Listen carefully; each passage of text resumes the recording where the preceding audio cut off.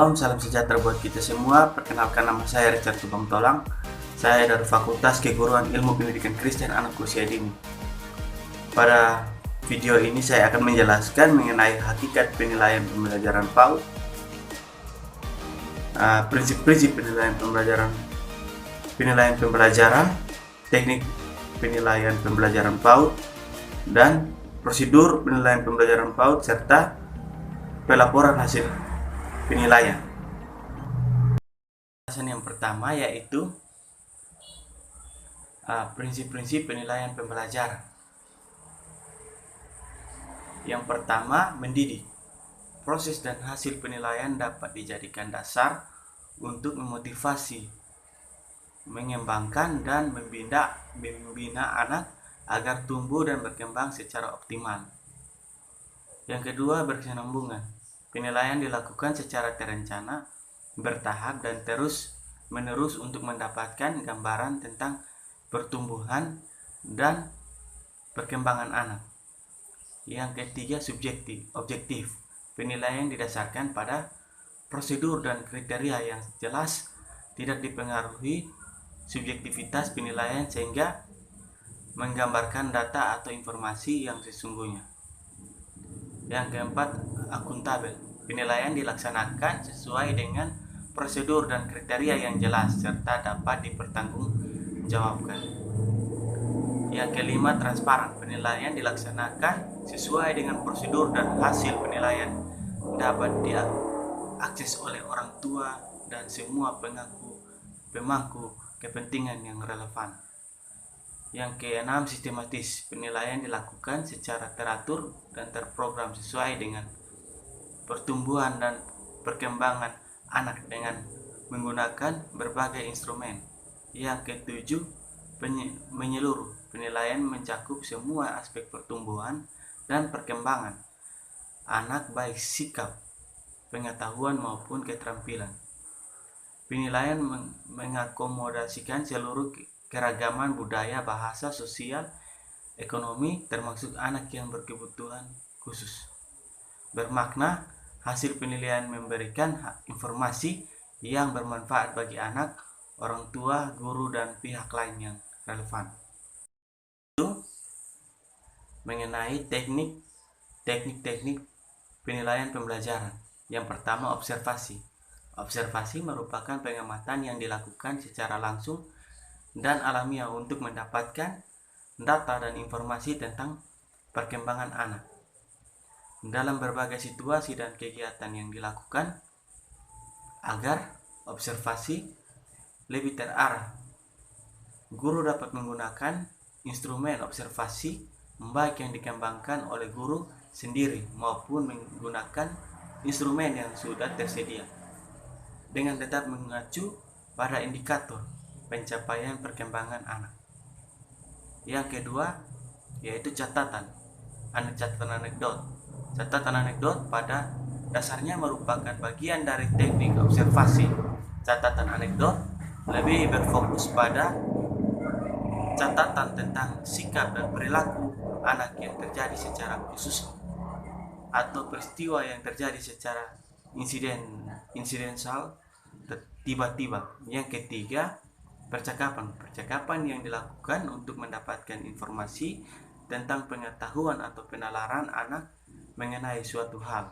Yang keempat, penugasan merupakan cara penilaian baru berupa pemberian tugas yang harus dikerjakan peserta didik dalam waktu tertentu baik secara perorangan maupun kelompok.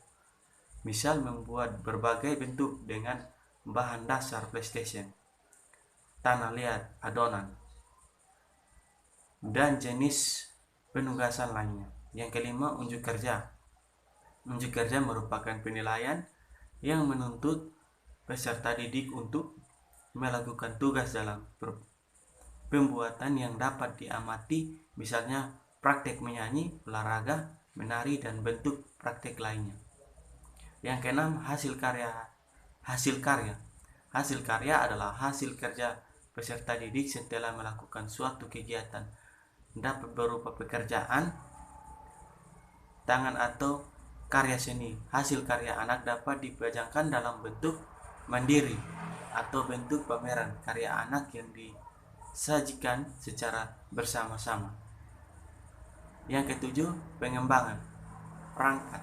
Penilaian sendiri, seorang guru dimungkinkan untuk mengembangkan perangkat, evaluasi atau assignment sendiri sesuai dengan kebutuhan, misalnya untuk mendapatkan gambaran secara lebih terperinci berkenan dengan aktivitas anak.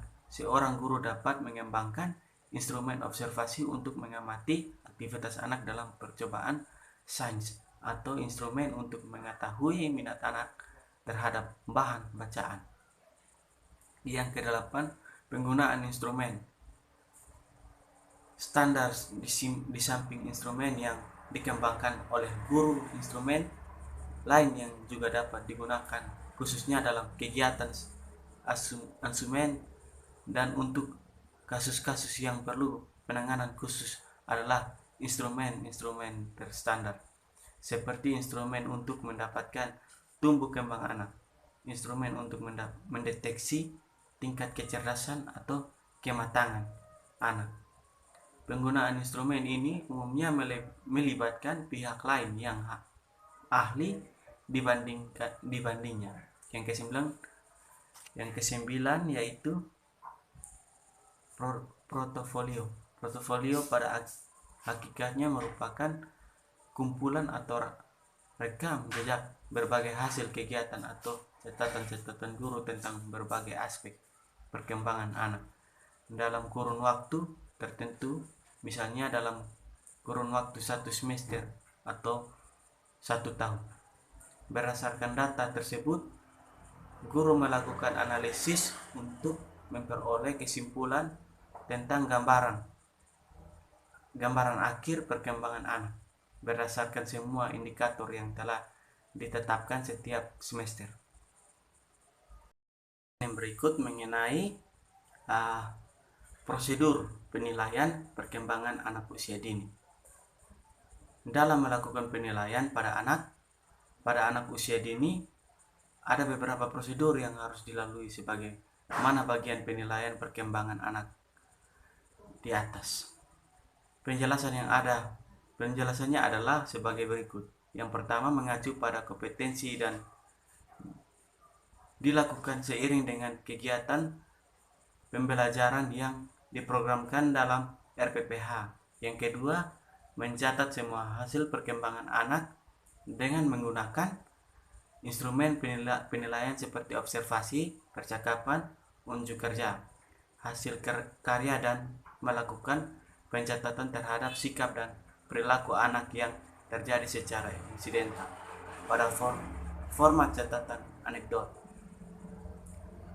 Yang berikut mereka merangkum semua hasil perkembangan anak dan dipindahkan ke dalam format yang telah disiapkan baik harian, mingguan maupun semester. Mengelola hasil rangkuman selama 1 semester menjadi bentuk laporan deskripsi secara singkat meliputi 3 kompetensi, yaitu kompetensi sikap, pengetahuan, dan keterampilan. Merupakan deskripsi secara objektif sehingga tidak menimbulkan prinsip yang salah bagi orang tua atau wali dalam bentuk LPPA atau laporan pencapaian perkembangan anak. Itu adalah pelaporan hasil penilaian perkembangan, proses dan hasil belajar para peserta didik dan hasil mengajar guru, pemanfaatan informasi hasil penilaian, proses dan hasil belajar untuk meningkatkan kualitas pembelajaran harus didukung oleh peserta didik, orang tua atau wali peserta didik kepada sekolah, guru, dan sivitas sekolah lainnya. Pada dasarnya, pelaporan kegiatan hasil belajar merupakan kegiatan mengakomodasikan dan menjelaskan hasil penilaian guru tentang penambahan dan perkembangan anak. Laporan hasil penilaian, proses dan hasil belajar meliputi aspek kognitif, psikomotorik, motorik, dan efektif. Tidak semua mata ajar dinilai aspek psikomotornya. Yang dinilai aspek psikomotornya yaitu mata ajar yang melakukan kegiatan praktek. Informasi ranah kognitif dan psikomotor diperoleh dari sistem penilaian yang digunakan untuk mata pelajaran yang sesuai dengan tuntutan kompetensi dasar. Informasi ranah aktif diperoleh melalui kuesioner inventory dan pengamatan yang sistematik. Baik, demikian sedikit penjelasan dan juga video yang saya buat. Saya mengucapkan banyak terima kasih.